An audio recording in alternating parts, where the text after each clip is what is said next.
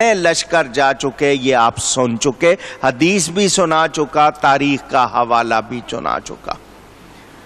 اگر آپ کہیں کہ اس سے پہلے دریائی حملہ ضروری ہے تو قبرص کے لیے 33 ہجری میں حضرت عبادہ بن صامت گئے، ان کی اہلیہ ساتھ گئیں، وہیں وفات ہوئی، یعنی بحری سفر ہو چکا تھا۔ اب میں آپ کو تاریخ کامل ابن اسیر سے حوالہ سنا رہا ہوں، سب کان کھول کے سن لیں۔ تاریخ کامل ابن اسیر میں علامہ ابن اسیر لکھتے ہیں 49 ہجری میں، اور کہا گیا کہ 50 ہجری میں حضرت امیر معاویہ نے ایک بہت بڑا لشکر بلاد روم کی طرف بھیجا اور اس پر سفیان بن عوف کو سالار اور امیر بنایا۔ کیا نام ہے؟ سفیان بن عوف، یزید نام نہیں ہے۔ اور اپنے بیٹے یزید کو حکم دیا کہ ان کے ساتھ جاؤ، تو یزید نے بہانے شروع کر دیے، طبیعت میری ٹھیک نہیں ہے، میں نہیں جا سکوں گا، یوں وہاں بہانے کیے۔ حضرت امیر معاویہ چپ ہو گئے اور اس کو بیٹھے رہنے دیا۔ یہ لشکر جب گیا تو اس پر بھوک اور بیماری کی بلائیں آ پڑی۔ اس لشکر کو بھوک کا بھی سامنا ہوا، راشن ختم ہو گیا، بیماری نے پکڑ لیا، پیچھے خبریں آئیں کہ لشکر میں بیماری بھی آ گئی ہے اور بھوک کا معاملہ ہے، ان کی مدد کو دوسرا لشکر بھیجا جائے۔ تو جب یہ خبریں دمشق میں آئیں تو یزید نے جو باتیں کی وہ سن لیں۔ یزید نے کہا بہت اچھا ہوا میں نہیں گیا، بہت اچھا ہوا میں نہیں گیا، مجھے اس بات کی پرواہ نہیں کہ مجاہدین پر بخار اور تنگی کی بلائیں آ پڑی ہیں، میں تو یہاں پر اونچی مسند لگا کر اپنی بیوی کو گود میں لیے مزے کر رہا ہوں۔ مجاہدین اسلام تکلیف میں ہیں۔ آگے یزید کا یہ کہنا اس کی سوچ کو بتا رہا ہے یا نہیں کہ اس کو مجاہدین اسلام سے یا دین سے کوئی دلچسپی؟ یہی بتا رہا ہے نا۔ آدمی افسوس کرتا ہو اگر یہی کہنا تھا کہ میں نہیں گیا ورنہ میں بھی پھنس جاتا تو اتنی بات تو ہوتی ہے۔ میں مزے کر رہا ہوں، یہاں غلیچوں پہ بیٹھا ہوں، تکیے لگا کے بیٹھا ہوں، بغل میں بیوی ہے، وہ اگر رو رہے ہیں تو روتے رہے، مجھے کیا؟ تو یہ بتا رہے ہیں کہ وہ اس کی سوچ اچھی نہیں تھی، وہ دین سے کوئی دلچسپی نہیں رکھتا تھا۔ حضرت امیر معاویہ نے اس کے یہ الفاظ سن لیے، انہوں نے قسم اٹھا لی کہ اس کو ضرور بھیجوں گا تاکہ ان لوگوں کو جو کچھ پہنچا ہے وہ اس کو بھی پہنچے۔ یہ جانا نہیں چاہتا تھا، اس کو زبردستی بھیجا گیا۔ اور ابھی میں آپ کو بتا چکا ہوں، زبردستی روزہ رکھوائیں، زبردستی نماز پڑھوائیں، کوئی فائدہ؟ اونچی تو جو اس میں کوئی برکت ہوگی نہیں۔ تو یہ زبردستی بھیجا گیا، اس کی نیت نہیں۔ انما الاعمال بالنیات، اعمال نیتوں کے ساتھ ہوتے ہیں، تو اس کو کوئی برکت نہیں۔ اب سن لیا آپ نے، اب سنیں۔ وہ جو پہلا لشکر تھا وہ بحری راستے سے گیا تھا، یہ گیا خشکی کے راستے۔ تو نبی نے پہلے فرما دیا تھا بشارت کس کے لیے ہے؟ اونچی۔ تو یہ جو لشکر جس میں یزید گیا تھا یہ کون سا لشکر تھا؟ اس حوالے سے دوسرا۔ اور نبی دیکھ رہے تھے، ان کو قیامت تک کے حالات دکھائے گئے تھے، حضور نے پہلے ہی فرما دیا پہلے لشکر کے، کیونکہ حضور کو پتا تھا دوسرے لشکر میں یہ ہوگا۔ اب دھیان سے سننا، اتنے حقائق سنائے، کیا یزید پہلے لشکر میں تھا؟ اپنے ایمان سے کہو، میرا لحاظ نہ کرنا، ایمان سے کہو پہلے لشکر میں تھا؟ اگر پہلے سارے لشکر جتنے میں نے 5-6 سنائے وہ سمجھ نہیں آتے تو امیر معاویہ نے جو خاص طور پہ لشکر بھیجا اس میں بھی پہلے لشکر میں یزید نہیں تھا، لہذا وہ اس بشارت کا مستحق نہیں۔ آگے سنیں، آپ نے وہ حدیثیں بھی سن لی 60 ہجری کی۔ اب میں آپ کو 2-3 حدیثیں اور سنانا چاہ رہا ہوں۔ حضرت ابو ذر رضی اللہ تعالی عنہ روایت فرماتے ہیں کہ میں نے نبی پاک صلی اللہ علیہ وسلم سے سنا، پہلا شخص، دھیان سے سنو یہ بھی حدیث ہے، حضور نے فرمایا جو پہلا شخص میری سنت کو بدلے گا بنی امیہ میں سے ہوگا۔ حضرت ابو درداء رضی اللہ تعالی عنہ راوی، وہ کہتے ہیں میں نے رسول اللہ صلی اللہ علیہ وسلم سے سنا پہلا شخص جو میری سنت کو بدلے گا بنی امیہ میں سے ہوگا، اس کا نام یزید ہوگا۔ کیا نام ہوگا؟ بنی امیہ میں سے ہوگا۔ اور کیا کہا؟ میری سنت کو بدلنے والا پہلا شخص۔ حضور صلی اللہ علیہ وسلم کا ارشاد، حضرت ابو عبیدہ رضی اللہ عنہ فرماتے ہیں کہ نبی کریم صلی اللہ علیہ وسلم نے فرمایا میری امت کا امر عدل کے ساتھ قائم رہے گا یہاں تک کہ پہلا شخص جو اس کو تباہ کرے گا بنی امیہ میں سے ہوگا، اس کا نام یزید ہوگا۔ یہ تینوں حدیثیں یزید کے بارے میں یہ نظر نہیں آتی؟ وہ جو حدیث جس کو سنا کر یزید پلید کو جنتی کہنا چاہتے ہو، اس سے تو وہ ثابت نہیں ہوتا، ان تین حدیثوں میں تو اس کا نام ہے، ان حدیثوں کو کیوں نہیں مانتے؟ یہ بھی تو میرے نبی کے فرمان ہیں۔ اور سن لیں، اب میں ایک جواب وہ دے رہا ہوں جس سے ہر ایک کی ایسی تسلی ہو جائے کہ پوچھنا نہ پڑے۔ حدیث شریف ہے، میں تھوڑا سا ٹائم لے رہا ہوں۔ فرمایا من قال لا الہ الا اللہ دخل الجنہ، جس نے کلمہ طیبہ پڑھ لیا وہ جنتی ہو گیا۔ جس نے کلمہ پڑھ لیا وہ اونچی لا الہ الا اللہ محمد الرسول اللہ صلی اللہ علیہ وسلم، جس نے یہ کلمہ پڑھ لیا وہ جنت میں داخل ہو گیا، جنتی ہو گیا۔ حدیث ہے، کوئی شبہ؟ اب ایک شخص نے کلمہ پڑھ لیا، حدیث کے مطابق وہ کیا ہو گیا؟ اونچی۔ یہ کلمہ پڑھ کے وہ نبی کو آخری نبی نہ مانے، کلمہ پڑھا ہوا ہے اور کلمہ پڑھ رہا ہے مگر کہتا ہے حضور آخری نبی نہیں، یا یہ کہے کہ نماز ہرگز اللہ کا حکم نہیں ہے، زکوٰۃ کا انکار کر دے، کیا پھر بھی جنتی کہو گے؟ پوچھ رہا ہوں۔ آپ کہیں گے وہ جو پہلا حکم تھا وہ عام تھا، اب خاص حکم نے اس کو اس حکم سے نکال دیا۔ پہلا حکم عام تھا، اس کی وجہ سے یہ جنتی ہو گیا تھا، اس نے اس کے بعد ایسی حرکت کی کہ خاص حکم سے یہ اس سے اونچی نکل گیا۔ بات آپ کی سمجھ میں آ گئی؟ اگر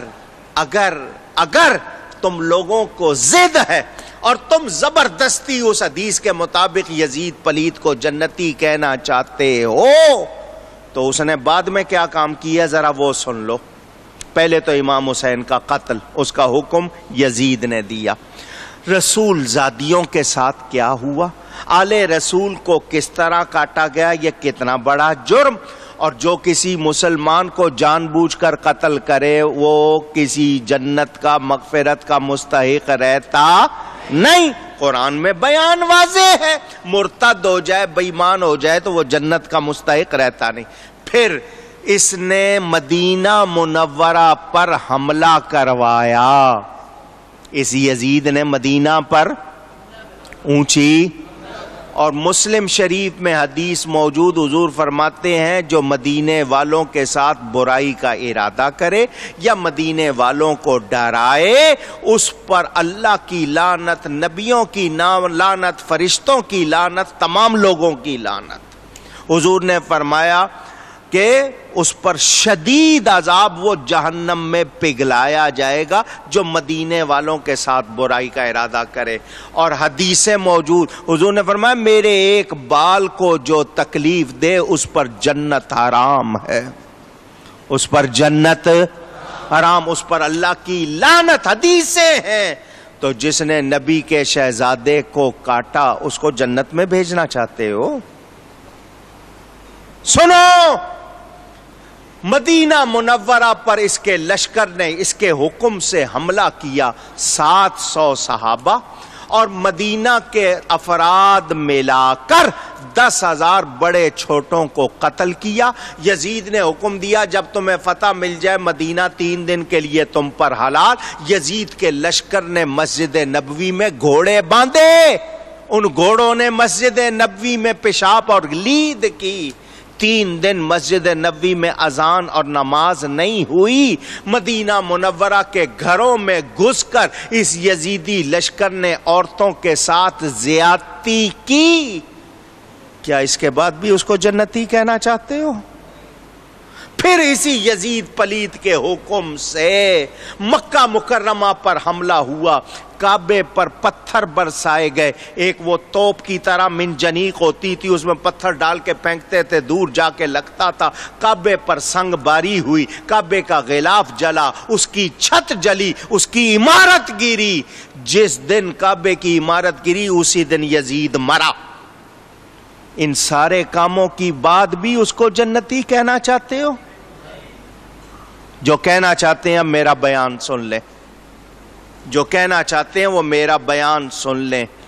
جس بخاری میں یہ حدیث ہے کہ پہلا لشکر جنت میں جائے گا، اسی بخاری میں یہ حدیث ہے المرء مع من احب، جس کو جس سے محبت ہوگی وہ اس کے ساتھ ہوگا۔ یہ حدیث بھی کہاں ہے؟ اونچی میں، اور اونچی ہمیں امام حسین سے محبت، تم کو یزید سے محبت، ہم امام کے ساتھ ہوں گے، تم یزید کے ساتھ ہوگے۔ اپنا حشر یزید کے ساتھ مانگا کرو، پتہ چلے کہ تمہیں واقعی اس سے محبت ہے تو اس کے ساتھ مانگو۔ ہم حسینی ہیں، تم یزیدی ہو۔ یہ میں نے اس لیے جواب دیے ہیں کہ وہ لوگ جو یزید پلید کو جنتی کہنا چاہتے ہیں ان کا اسلام سے کوئی تعلق۔ اب آخری بیان اس حوالے سے، امام احمد بن حنبل 4 اماموں میں سے ایک امام، نام لکھے ہوئے نا سامنے آپ کے مسجد کے ماتھے پہ، ان 4 اماموں میں سے ایک امام احمد بن حنبل، ان کے بیٹے کا نام تھا صالح۔ بیٹا باپ سے پوچھتا ہے ابا جان یزید سے کچھ لوگ دوستی رکھتے ہیں، کچھ اس پہ لعنت کرتے ہیں، کیا بات صحیح ہے؟ تو امام احمد بن حنبل کہتے ہیں میں اس پہ لعنت کیوں نہ کروں جس پر اللہ نے لعنت کی ہے اور قرآن میں کی ہے۔ تو بیٹے نے پوچھا ابا جان قرآن میں کہاں؟ تو آپ نے سورہ محمد کی 2 آیتیں پڑھی، آیت نمبر 22 اور 23، ان کا ترجمہ سن لو۔ تو اللہ فرماتا ہے تو تم سے یہی ہوگا، اگر تمہیں حکومت مل جائے تو تم زمین میں فساد پھیلاؤ گے اور رشتے ناتے کاٹو گے، قطع رحمی کرو گے۔ یہ وہ لوگ ہیں جن پر اللہ نے لعنت کی، پھر اللہ نے ان کو حق سے اندھا بہرا کر دیا، ان کی آنکھیں پھوڑ دی۔ تو یہ آیت پڑھ کر انہوں نے کہا کیا قتل حسین سے بڑا کوئی فساد ہو سکتا ہے؟ تو اللہ لعنت بھیج رہا ہے، میں کیوں نہ بھیجوں؟ امام احمد بن حنبل کا بیان۔ اور یزید کے اشعار موجود ہیں، میرے والد صاحب کی کتاب پڑھنا، شام کربلا بھی پڑھ لینا اور امام پاک یزید پلید بھی پڑھ لینا۔ اس یزید نے امام حسین کے سر پر جب ڈنڈی ماری تھی تو اس نے یہ شعر پڑھے تھے کہ میں نے بدر والوں کا بدلہ لے لیا، بدر میں جو میرے بڑے مسلمانوں نے مارے تھے آج میں نے نبی کے خاندان کو کاٹ کر ان کا بدلہ لے لیا ہے۔ اور یہ اشعار بھی اس کے موجود کہ حضور کو نبوت کوئی نہیں ملی تھی، ایسے ہی آواز۔ تو اس پر علماء نے اس کے کفر کا فتویٰ دیا۔ میں آپ کے سامنے بیان دے رہا ہوں، جمعے کا دن ہم یزید کو کافر نہیں کہتے، ہم یزید کو کافر کیوں؟ کہ کافر تو چھوٹا مجرم ہے، یہ بڑا مجرم ہے۔ یہ نہیں کہ اس کا آپ کہیں کہ اس کے ساتھ کوئی رعایت ہے، کفر چھوٹا جرم ہے، اس کا جرم بڑا جرم ہے۔ یہ کافروں سے بھی برا ہے، یہ کافروں سے بھی برا ہے۔ جو یزید کی حمایت کرتا ہے وہ مسلمانوں میں سے نہیں ہے۔ اگلا جمعہ آئے گا 10 محرم کو انشاءاللہ، میں آپ کو سناؤں گا جو امام سے محبت کرتے ہیں وہ کیسے ہیں۔ میرے نبی پاک کا فرمان جو حسن حسین سے محبت رکھے، ان کے ماں باپ سے محبت رکھے، مجھ سے محبت رکھے، وہ قیامت میں میرے ساتھ ہوگا۔ کہیں یزید کے لیے یہ بیان ہے؟ یزید صحابی بھی نہیں ہے، امام حسین صحابی ہیں، امام نواسہ رسول ہے۔ یزید کی تو کوئی ایسی شان نہیں ہے، امام کی تو شان، عالم بھی بڑے ہیں، متقی بھی بڑے ہیں، شہزادہ رسول بھی ہیں، جنت کے نوجوانوں کے سردار بھی ہے۔ یزید پلید کیا ہے؟ وہ لوگ جو یہ کہنا چاہتے ہیں نہیں جی شہزادوں کی جنگ تھی، یہ کدھر کا شہزادہ تھا؟ اس پلید کو کون شہزادہ کہتا ہے؟ ہاں امام علی مقام شہزادے ہیں، یزید ہرگز کوئی شہزادہ نہیں ہے، وہ پلید ہے۔ جو اس کو صحیح کہتا ہے وہ خود بھی پلید ہے۔ سمجھ آ گئی بات؟ یہ مسئلہ میں نے اس لیے آپ کو سنایا اور آپ کے سامنے سارے حوالے رکھے تاکہ آپ کو پتہ چل جائے کہ ہم اہل سنت و جماعت ادھر ادھر کی باتیں نہیں کرتے۔ میں نے آپ کو سارے حقائق سنا دیے، کسی طرح بھی کسی حدیث سے یزید کا جنتی ہونا ثابت ہوتا اونچی گئے۔ اور امام کے بارے میں ایک نہیں سینکڑوں حدیثیں بتاتی ہے، وہ صرف جنتی نہیں، وہ جنت کے نوجوانوں کے سردار ہے۔ مجھے آپ کو جنت ملے گی تو ان کی محبت سے ملے گی۔ سمجھ آ گئی؟ میں نے تھوڑا سا ٹائم تو لیا آپ کا، لیکن یہ مسئلہ بیان کرنا تھا۔ گفتگو میں کوئی غلطی ہوئی ہو اللہ کی بارگاہ میں توبہ کرتا ہوں۔ آج کیا ہے؟ محرم کی